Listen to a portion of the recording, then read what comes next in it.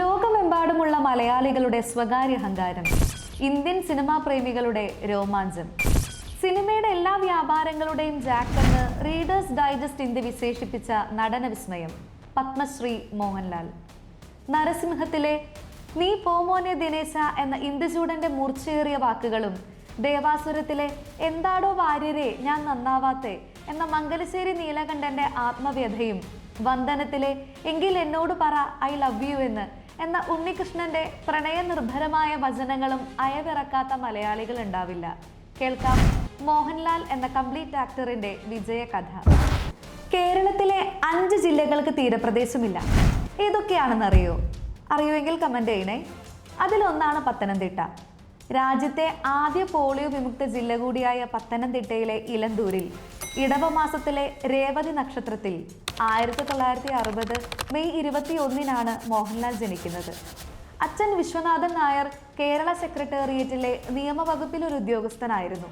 അമ്മ ശാന്തകുമാരിയും ചേട്ടൻ പ്യാരേലാലും ഒത്തിരി സന്തോഷത്തോടെയാണ് മോഹൻലാലിന്റെ ജനനത്തിനായി കാത്തിരുന്നത്. ഉയർന്ന ചിന്തകനും വിദ്യാസമ്പന്നനുമായിരുന്ന വിശ്വനാഥൻ നായർ തൻ്റെ മകന്റെ പേരിനൊപ്പം നായർ എന്ന ജാതിപ്പേര് ചേർക്കാൻ വിസമ്മതിച്ചു. നിങ്ങൾക്കറിയാം, 1960 കാലഘട്ടം എന്ന് പറയുമ്പോൾ കേരളത്തില് ജാതിയുടെയും മതത്തിൻ്റെയും പേരിൽ മനുഷ്യർ തമ്മിൽ കലഹിക്കുന്ന, അതിനെതിരെ സാമൂഹ്യ പരിഷ്കർത്താക്കളും നവോത്ഥാന നായകരും ആദർശങ്ങൾ ഉയർത്തുന്ന, തൊട്ടുകൂടായ്മ കുറ്റകൃത്യ നിയമമായി ഇന്ത്യൻ ഭരണഘടന കണക്കിലെടുത്ത ഒരു കാലഘട്ടമാണ്. അതുകൊണ്ടാണ് ജാതിയും മതവും ഒന്നും തൻ്റെ മകൻ്റെ ഐഡന്റിറ്റി ആകരുത് എന്ന അച്ഛൻ ആഗ്രഹിച്ചത്. മോഹൻലാൽ ജനിച്ചത് ഇലന്തൂരിലാണെങ്കിലും പറിച്ചു നടപ്പെട്ടത് തിരുവനന്തപുരത്താണ്. അവിടെയുള്ള മുടവൻ മുകളിൽ എന്ന ഗ്രാമത്തിലെ അച്ഛൻ്റെ തറവാട്ട് വീട്ടിലാണ് അദ്ദേഹം തൻ്റെ കുട്ടിക്കാലം ചെലവഴിച്ചത്. മനസ്സിലുള്ള വികാരം, അത് സന്തോഷമായാലും സങ്കടമായാലും പരിഭവമായാലും പരാതിയായാലും അത് പ്രകടിപ്പിക്കുന്ന വിധം കണ്ട് കൊതി തീരാതെ നോക്കി നിന്ന ലാലേട്ടൻ്റെ അമ്മ ഒരിക്കലും വിചാരിച്ചു കാണില്ല ഭാവിയിൽ മലയാള സിനിമ നെഞ്ചിലേറ്റാൻ പോകുന്ന അഭിനയ കുലപതിയെയാണ് താനീ താലോലിക്കുന്നതെന്ന്. അത് തിരിച്ചറിഞ്ഞ നിമിഷം അത്ര വിദൂരമല്ലായിരുന്നു. 6ാം ക്ലാസ്സിൽ പഠിക്കുമ്പോൾ 90 വയസ്സുള്ള ഒരു മുത്തച്ഛൻ്റെ കഥാപാത്രമാണ് കമ്പ്യൂട്ടർ ബോയ് എന്ന നാടകത്തിൽ ലാലേട്ടൻ അഭിനയിക്കുന്നത്. തിരുവനന്തപുരത്തെ മോഡൽ സ്കൂളിലുള്ള മുതിർന്ന വിദ്യാർത്ഥികളെ അമ്പരപ്പിച്ചുകൊണ്ട് ആ വർഷത്തെ മികച്ച നടനായി ഈ 11കാരൻ തിരഞ്ഞെടുക്കപ്പെടുകയാണ്. അപ്പോഴാണ് മോഹൻലാലിലെ അഭിനേതാവിനെ വീട്ടുകാരും കൂട്ടുകാരും അധ്യാപകരും തിരിച്ചറിയുന്നത്. പ്രിയദർശനും MG ശ്രീകുമാറും ഒക്കെ അന്നാളിൽ ലാലേട്ടൻ്റെ സഹപാഠികളായിരുന്നു. സ്കൂളിൽ നിരവധി നാടകങ്ങളിൽ അഭിനയിച്ച അദ്ദേഹം 16ാമത്തെ വയസ്സിൽ തൻ്റെ കൂട്ടുകാരുടെ നിർമ്മാണ സംരംഭമായ ഭാരത് സിനി ഗ്രൂപ്പ് നിർമ്മിച്ച തിരനോട്ടം എന്ന സിനിമയിൽ കുട്ടപ്പൻ എന്ന ഹാസ്യ കഥാപാത്രത്തെ അവതരിപ്പിച്ചു. എന്നാൽ ആ സിനിമ സെൻസർ ബോർഡുമായിട്ട് ചില പ്രശ്നങ്ങൾ കാരണം റിലീസ് ചെയ്തില്ല. സിനിമയിൽ മുഖം കാണിക്കണം, ഫേമസ് ആവണം എന്നങ്ങനെ അകമഴിഞ്ഞ് ആഗ്രഹിച്ചൊരു വ്യക്തിയല്ലായിരുന്നു ലാലേട്ടൻ. അതുകൊണ്ട് അദ്ദേഹം സിനിമ വിട്ട് തിരുവനന്തപുരത്തെ മഹാത്മാഗാന്ധി കോളേജിൽ BComന് ചേരുകയാണ്. അപ്പോഴാണ് നവോദയ സ്റ്റുഡിയോ അഭിനയ തൽപരരായ യുവതിയുവാക്കളെ സിനിമയിലേക്ക് ക്ഷണിച്ചുകൊണ്ടുള്ള പരസ്യം പത്രങ്ങളിൽ വരുന്നത്. ഇത് കണ്ട സുഹൃത്തുക്കൾ ലാലേട്ടനോട് പറയുകയാണ് അപേക്ഷ അയക്കാൻ. എന്നാൽ ലാലേട്ടൻ ഇക്കാര്യത്തിൽ തീരെ ഇൻട്രസ്റ്റ് ഇല്ലായിരുന്നു. മാത്രമല്ല, എടുത്ത ഫോട്ടോ ലാലേട്ടൻ ഇഷ്ടപ്പെട്ടുമില്ല. അങ്ങനെ സുഹൃത്തുക്കളുടെ നിർബന്ധപ്രകാരം പോസ്റ്റ് ഓഫീസിൽ പോയി അപേക്ഷ അയക്കാൻ നോക്കിയപ്പോൾ അവിടെ ചില്ലറ വേണം. ചില്ലറ തപ്പാൻ മടിഞ്ഞ മോഹൻലാൽ ആ അപേക്ഷ 2ആക്കി മടക്കി വണ്ടിയുടെ ഫ്രണ്ടിൽ തിരികെ. ഇത് കണ്ട സുഹൃത്ത് ആ അപേക്ഷ എടുത്ത് വീണ്ടും അയക്കുകയാണ്. അന്ന് വരെ മലയാള സിനിമ കണ്ട ക്ലീഷേ വില്ലനിൽ നിന്നും വ്യത്യസ്തനായിരിക്കണം തൻ്റെ സിനിമയിലെ വില്ലൻ എന്ന നിർബന്ധ ബുദ്ധി പുതുതാരങ്ങളെ കേന്ദ്ര കഥാപാത്രമാക്കി സിനിമ ചെയ്യാൻ തുനിഞ്ഞ ഫാസിലിനുണ്ടായിരുന്നു.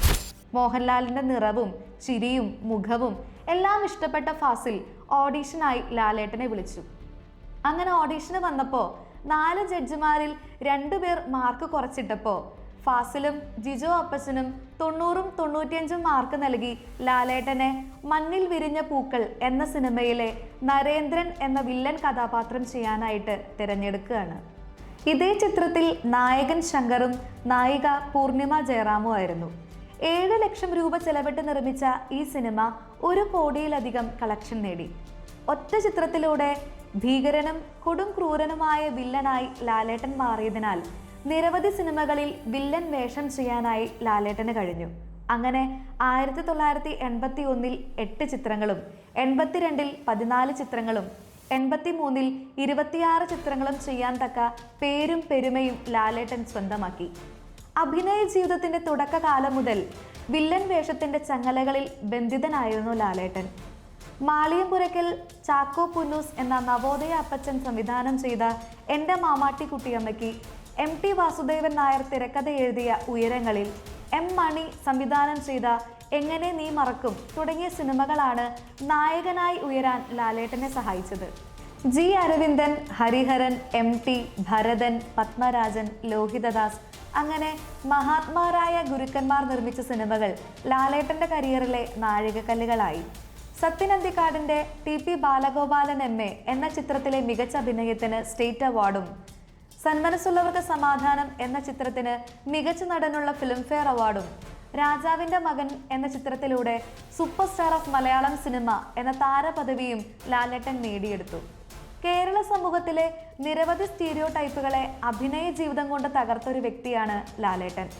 അതിനുദാഹരണമാണ് തൂവാന തുമ്പികൾ എന്ന ചിത്രം.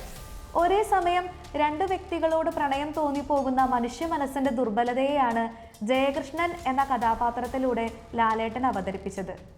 താളവട്ടം എന്ന സിനിമയിൽ മാനസിക നില തെറ്റിയ ഒരു യുവാവായും, പഞ്ചാഗ്നി എന്ന സിനിമയിൽ പത്രപ്രവർത്തകനായും, നമുക്ക് പാർക്കാൻ മുന്തിരിത്തോപ്പുകൾ എന്ന ചിത്രത്തിൽ മുന്തിരിത്തോട്ടം മുതലാളിയായും, ഗാന്ധിനഗർ സെക്കൻഡ് സ്ട്രീറ്റിൽ ഗൂർക്കയായും അങ്ങനെ വ്യത്യസ്ത വേഷങ്ങളിലൂടെ ലാലേട്ടൻ അരങ്ങ് തകർത്താടി. അഭിനയം മറ്റൊരാളുടെ ശരീരത്തിൽ പ്രവേശിക്കുന്നതിന് തുല്യമാണ് എന്നു പറഞ്ഞ ലാലേട്ടൻ കമലദളം എന്ന സിനിമയിൽ വിനീതിന്റെയും മോനിഷയുടെയും സഹായത്തോടെ ഭരതനാട്യം നർത്തകനായി വേഷമിട്ടു. ഡാൻസ് പഠിച്ചിട്ടില്ലാത്ത ലാലേട്ടൻ ഭരതനാട്യം മാസ്റ്റർ എന്ന ക്യാരക്ടർ ആവാൻ വേണ്ടി നടത്തിയ പരിശ്രമം വളരെ വലുതാണ്. അതുപോലെയാണ് ഭരതം എന്ന സിനിമയിലെ ഗോപി എന്ന കഥാപാത്രവും. ശാസ്ത്രീയ സംഗീതജ്ഞനായ ഗോപിക്ക് കച്ചേരി സമയത്ത് ലാലേട്ടൻ നൽകുന്ന ലിപ്സിംഗിങ് വളരെ ആക്യുറേറ്റ് ആണ്. അതുപോലെ കഥകളി കലാകാരനായി വന്ന വാനപ്രസ്ഥം എന്ന സിനിമയും കംപ്ലീറ്റ് ആക്ടർ ആവാൻ വേണ്ടിയിട്ട് മോഹൻലാലിനെ വാർത്തെടുത്തു. 1993 ദേവാസുരവും 1994 മണിച്ചിത്രത്താഴും ലാലേട്ടന്റെ കൾട്ട് ക്ലാസിക് സിനിമകളാണ്. മനഃശാസ്ത്ര വിദഗ്ധനായ ഡോക്ടർ സണ്ണി ജോസഫായി വേഷമിട്ട ലാലേട്ടൻ മൾട്ടിപ്പിൾ പേഴ്സണാലിറ്റി ഡിസോർഡർ ബാധിച്ച ഗംഗയെ പ്രതികാരദാഹിയായ നാഗവല്ലിയിൽ നിന്നും വിമുക്തയാക്കി.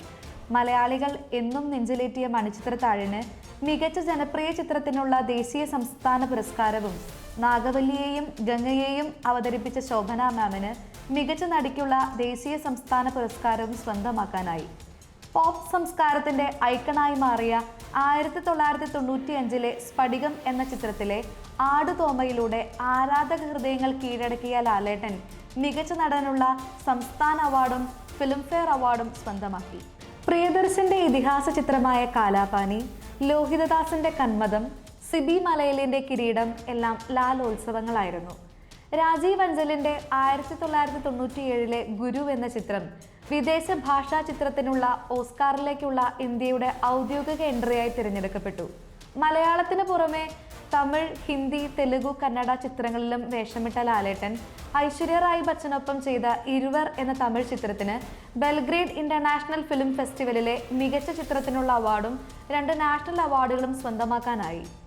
ആദ്യമൊക്കെ തിരക്കഥയ്ക്ക് ചേർന്ന അഭിനേതാവിനെ തിരഞ്ഞെടുത്ത സംവിധായകർ പിന്നീട് ലാലേട്ടൻ എന്ന നായകന് ചേർന്ന് തിരക്കഥകൾ നിർമ്മിക്കാൻ തുടങ്ങി. 2000 മുതൽ 2009 വരെയുള്ള കാലഘട്ടത്തിൽ വന്ന നരസിംഹം, രാവണപ്രഭു, പ്രജ, ഒന്നാമൻ, താണ്ഡവം, ചതുരംഗം തുടങ്ങിയ സിനിമകളിലെ പുരുഷ മേധാവിത്വ വീക്ഷണവും പഞ്ച് ലൈൻസും ഒക്കെ അക്കാലത്തെ സ്ത്രീ കേന്ദ്രീകൃത ചിത്രങ്ങളുടെ പരാജയത്തിന് കാരണമായെന്ന് പത്രമാധ്യമങ്ങൾ പ്രഘോഷിച്ചു. കിളിച്ചുണ്ടൻ മാമ്പഴം, ഹരിഹരൻ പിള്ള ഹാപ്പിയാണ്, മിസ്റ്റർ ബ്രഹ്മചാരി, ബാലേട്ടൻ തുടങ്ങിയ സിനിമകളിലെ ഹാസ്യവേഷങ്ങളിലൂടെ തൻ്റെ ആക്ഷൻ ഹീറോ ഇമേജ് ലാലേട്ടൻ പൊളിച്ചെഴുതി.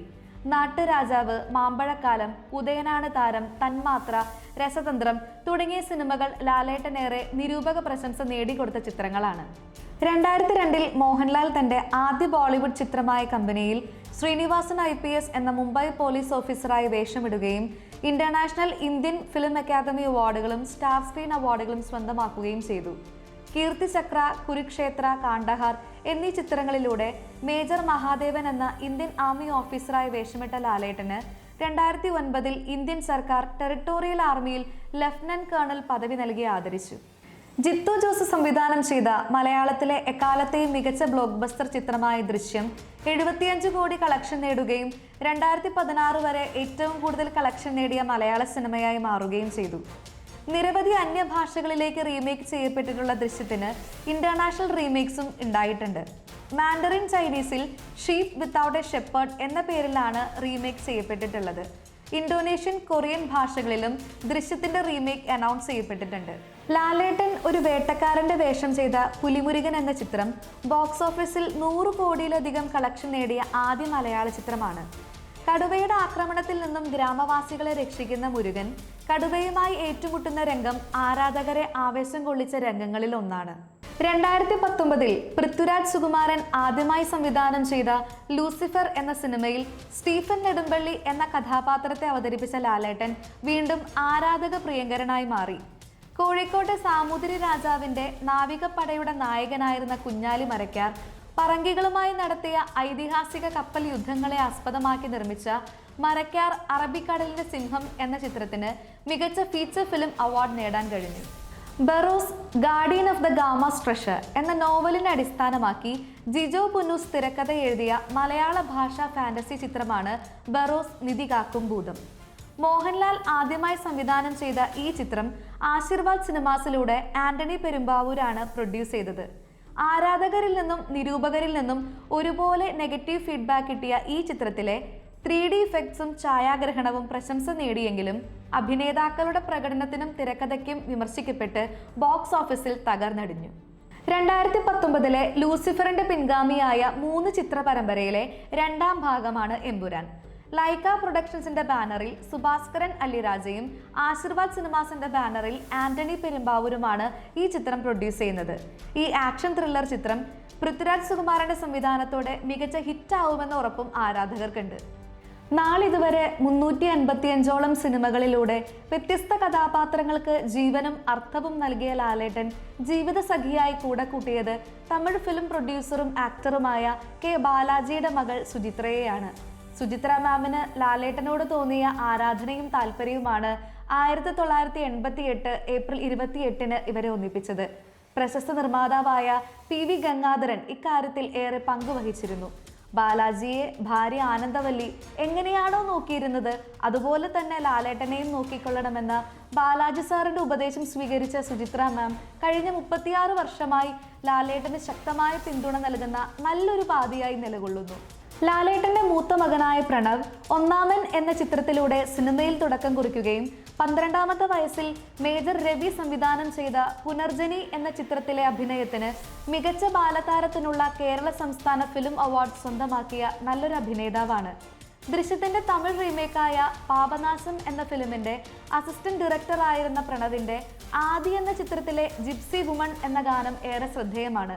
സിനിമയേക്കാൾ ഉപരി സഞ്ചാരത്തെ ഇഷ്ടപ്പെടുന്ന പ്രണവിന്റെ ആഗ്രഹങ്ങളെയും താല്പര്യങ്ങളെയും മാനിക്കുന്ന ഒരു അച്ഛനാണ് ലാലേട്ടൻ. അദ്ദേഹത്തിന്റെ മകൾ Vismaya Mohanlal grains of the stardust എന്നൊരു സാഹിത്യ നിരൂപണം 2021 പുറത്തിറക്കിയിരുന്നു. കവിത, ലളിതകല, പ്രകടനം എന്നിവ ഇഷ്ടപ്പെടുന്ന വിസ്മയ മോഹൻലാൽ അറിയപ്പെടുന്ന ഒരു കലാകാരിയാണ്. ലാലേട്ടന്റെ മൂത്ത സഹോദരനായിരുന്ന പ്യാരേലാൽ 1984 കിളിക്കൊഞ്ചൽ എന്ന സിനിമയിൽ അഭിനയിക്കുകയും 2000 ഹൃദയസംബന്ധമായ രോഗങ്ങൾ കാരണം മരണമടയുകയും ചെയ്തു. ലാലേട്ടൻ അഭിനേതാവ് മാത്രമല്ല ഒരു നിർമ്മാതാവും കൂടിയാണ്. 1990 പ്രണവം ആർട്സ് എന്ന പ്രൊഡക്ഷൻ കമ്പനി ആരംഭിച്ചു. പിന്നീട് തന്റെ ഡ്രൈവറും വ്യാവസായിക സംരംഭങ്ങളിൽ തന്റെ പങ്കാളിയുമായിരുന്ന ആന്റണി പെരുമ്പാവൂരുമായി ചേർന്ന് ആരംഭിച്ചതാണ് ആശീർവാദ് സിനിമാസ്. നിരവധി ഹിറ്റ് ചിത്രങ്ങൾക്ക് ജന്മമേകാൻ കഴിഞ്ഞ ആശീർവാദ് സിനിമാസിന് പിന്നാലെ 2009 പ്രവർത്തനം ആരംഭിച്ച പ്രൊഡക്ഷൻ കമ്പനിയാണ് max lab cinemas and entertainments. മോഹൻലാലിനൊപ്പം ആന്റണി പെരുമ്പാവൂർ, KC ബാബു എന്നിവരൊന്നിച്ച് ആരംഭിച്ച മാക്സ് ലാബ് സിനിമാസ് ആൻഡ് എന്റർടൈൻമെന്റ്സിന്റെ ആദ്യ ചിത്രമാണ് സാഗർ ഏലിയാസ് ജാക്കി. 1987 20ാം നൂറ്റാണ്ട് എന്ന ചിത്രത്തിലെ കേന്ദ്ര കഥാപാത്രത്തിന്റെ പേരിൽ പുറത്തിറങ്ങിയ സാഗർ ഏലിയാസ് ജാക്കി എന്ന ചിത്രത്തിൽ ലാലേട്ടൻ അധോലോക ഡോൺ ആയാണ് വേഷമിടുന്നത്. All Kerala Mohanlal fans and cultural welfare association എന്ന പേരിൽ ഒരു ആരാധക സംഘവും ഈ താരരാജാവിനുണ്ട്. ഏഷ്യാനെറ്റ് ബിഗ് ബോസിന്റെ കഴിഞ്ഞ 6 സീസണുകളിലും റിയാലിറ്റി ഷോ അവതാരകനായിരുന്നു ലാലേട്ടൻ. കേരള കൈത്തറി വ്യവസായം, എയ്ഡ്സ് ബോധവൽക്കരണ ക്യാമ്പയിൻ, ക്ഷയരോഗ നിർമ്മാർജ്ജന പ്രചാരണം, മൃതസഞ്ജീവനി, ശുഭയാത്ര 2015 എന്നിവയുടെ എല്ലാം ഗുഡ്വിൽ അംബാസഡർ കൂടിയാണ് ലാലേട്ടൻ. Malabar gold and diamonds, NCR, Manappuram finance limited, LG electronics, Kannan Devan, KLF coconut തുടങ്ങിയ പരസ്യങ്ങളും ചിന്തകൾ, വിൽസൺ പെരേര, പുഞ്ചിരി പരസ്പരം, അമർ ജവാൻ അമർ ഭാരത്, കുടുംബം മുതലായ ഷോർട്ട് ഫിലിംസും ടെലിവിഷൻ പരിപാടികളും റേഡിയോ നാടകങ്ങളും ലാലേട്ടൻ ചെയ്തിട്ടുണ്ട്. സിനിമയ്ക്ക് പുറമെ നിരവധി അമച്ചർ നാടകങ്ങളിലും വേഷമിട്ട ലാലേട്ടന്റെ പ്രശസ്ത നാടകങ്ങളാണ് കർണഭാരം, ഛായാമുഖി, നാഗ തുടങ്ങിയവ. സംസ്കൃത നാടകത്തിന് ലാലേട്ടൻ നൽകിയ സംഭാവനകളെ മാനിച്ച് കാലടി ശ്രീ ശങ്കരാചാര്യ സംസ്കൃത സർവകലാശാല അദ്ദേഹത്തിന് ഡോക്ടറേറ്റ് നൽകി ആദരിച്ചു. 2 തവണ മികച്ച നടനുള്ളതടക്കം 5 ദേശീയ ചലച്ചിത്ര പുരസ്കാരങ്ങളും 9 കേരള സംസ്ഥാന ചലച്ചിത്ര അവാർഡുകളും കൂടാതെ ഒട്ടനവധി ഫിലിംഫെയർ അവാർഡുകളും സ്വന്തമാക്കിയ ലാലേട്ടന് ഇന്ത്യൻ സർക്കാരിന്റെ 4ാമത്തെ സിവിലിയൻ ബഹുമതിയായ പത്മശ്രീ 2001-ലും പത്മഭൂഷൺ 2019-ലും സ്വന്തമാക്കാനായി. മാത്രമല്ല, ദക്ഷിണ കൊറിയയിലെ കുക്കിവോണിൽ നിന്ന് തായ്ക്കോണ്ടയിൽ ബ്ലാക്ക് ബെൽറ്റ് എന്ന ആദര പദവി നേടുന്ന ആദ്യ ദക്ഷിണേന്ത്യൻ നടനും ലാലേട്ടനാണ്. എത്ര പറഞ്ഞാലും മതിവരാത്തത്രയും വിജയലീലകളുള്ള ലാലേട്ടൻ എന്ന നടന വിസ്മയം കഴിഞ്ഞ 47 വർഷമായി മലയാളികളുടെ നെഞ്ചിലെ ആറാം തമ്പുരാനായും രാവണപ്രഭുവായും എമ്പുരാനായും വാഴുകയാണ്. ഇനിയും വിജയ കിരീടങ്ങൾ കീഴടക്കാൻ ഒരു പടക്കുതിരയെ പോലെ പാഞ്ഞെടുക്കുന്ന ലാലേട്ടൻ എന്ന കംപ്ലീറ്റ് ആക്ടറിന് സർവ്വവിധ ഐശ്വര്യങ്ങളും നേർന്നുകൊണ്ട് signing off, learn with Joe.